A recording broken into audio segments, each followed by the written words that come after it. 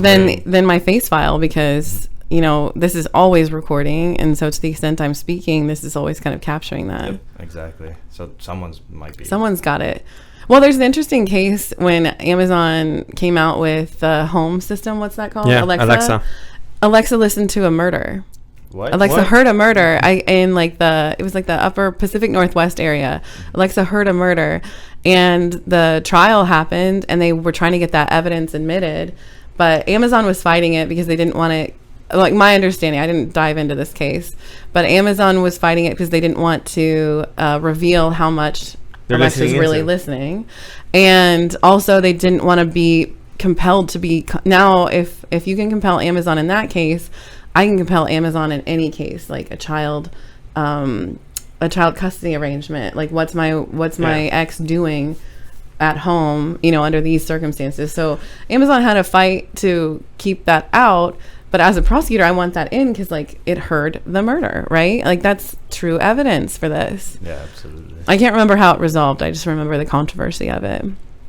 It's like the Apple one, too. Yeah. If all this stuff is listening, then all this stuff could be admissible in some way to either help or hurt whatever I'm working towards in a dispute situation. Yeah.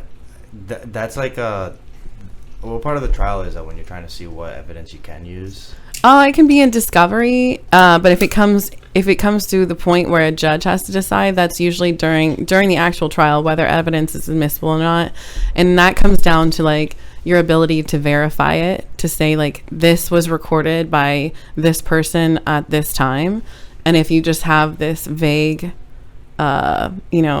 Big Brother watching, how do you admit that unless you have someone from Amazon coming in and be like, yep, our server has this stored as of this date under this number, this tech number, whatever phone or item it was. Yeah.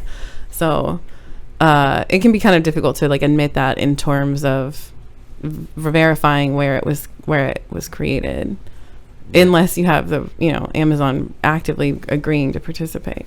Yeah. Amazon's not participating. Yeah, it's really difficult. They don't want the legal headache. Yeah, they don't. Because then think about, if they do that, then they could get pulled into just like any dispute that they allegedly overheard. I don't know. Seems like a whole thing that I'm sure someone. This is where tech evolves, and like that's so cool that I can ask Alexa to play a song for me.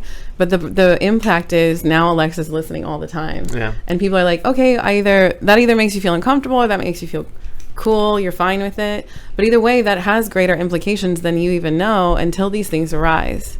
And we're still figuring out the other implications that are coming. And this is no different with blockchain. Yeah, that's it's exactly like what I was going to tie it into. When we get into like a transparent ledger of veracity of ownership, now that's cool when I want to prove that I own this car, or this house, or this picture.